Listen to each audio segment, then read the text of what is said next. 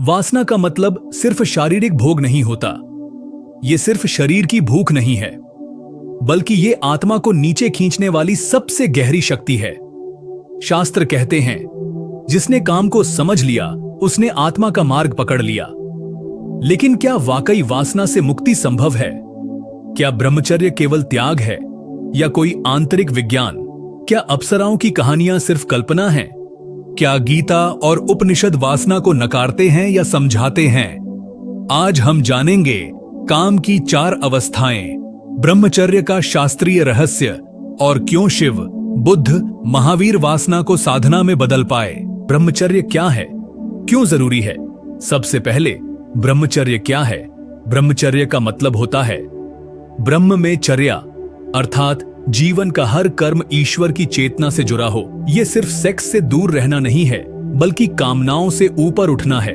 शरीर से ब्रह्मचर्य रखना आसान है, लेकिन मन से ब्रह्मचर्य ये तप है। क्यों जरूरी है?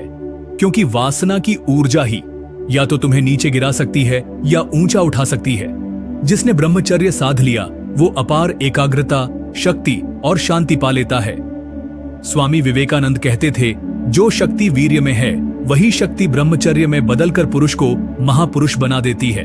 नंबर 2, काम की 4 अवस्थाएं, आकर्षण, इच्छा, उत्तेजना, विसर्जन। शास्त्रों में काम की 4 अवस्थाएं बताई गई हैं। आकर्षण, जब मन किसी रूप, गंध, आवाज, शरीर की ओर खींचने लगता है, यह पहली सीढ़ी है। यहाँ मन भ्रमित होता है, यह मेरी खुशी का स्रोत है। इच्छा या कामना, अब आकर्षण इच्छा बन जाता है, मुझे चाहिए। यहीं से मन में तनाव पैदा होता है, क्योंकि इच्छा पूरी हो या न हो, दोनों ही स्थितियां पीड़ा देती हैं। उत्तेजना, अब शरीर भी मन के इशारे पर सक्रिय हो जाता है, हार्मोन जाग जाते हैं और आदमी अब सोच नहीं पाता, बस करता है।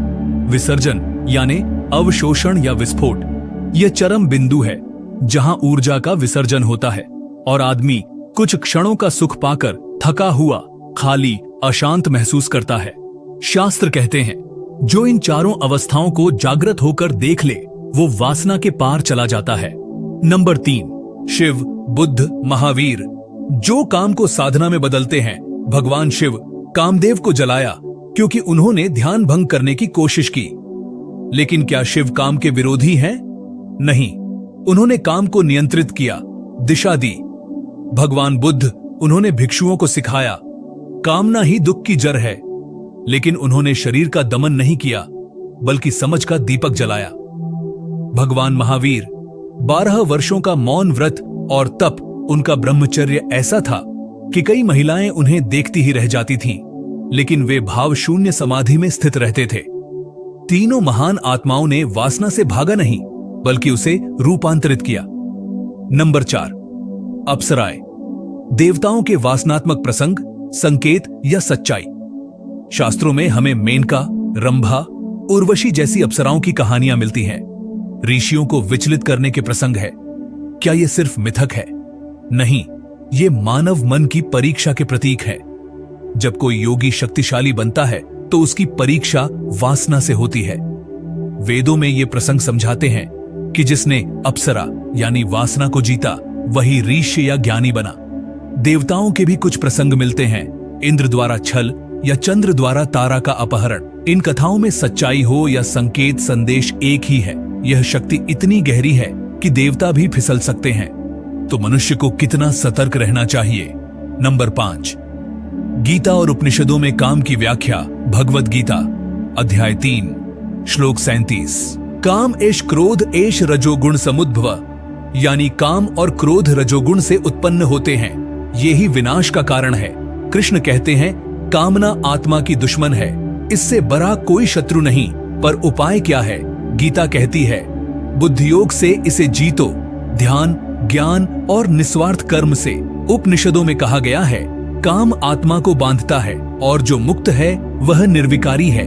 कठोपनिषद में यमराज नचिकेता से कहते हैं, वह व्यक्ति महान है जो वासना की गाड़ी में सवार होकर इंद्रियों को वश में कर लेता है। यानी वासना को दबाओ मत, उसकी दिशा बदलो। वासना कोई शत्रु नहीं, लेकिन अनियंत्रित वासना तुम्हें शत्रु बना देती है, अपने ही अस्तित्व का।